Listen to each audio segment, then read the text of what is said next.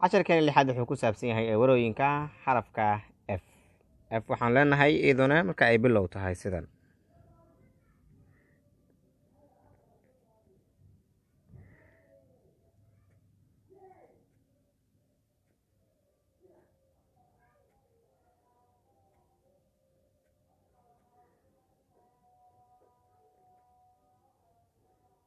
Faadumo,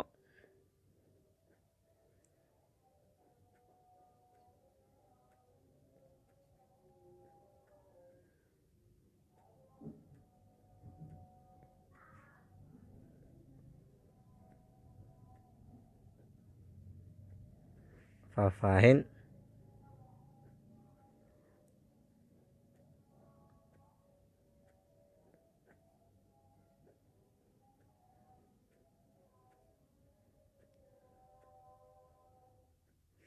faynuus,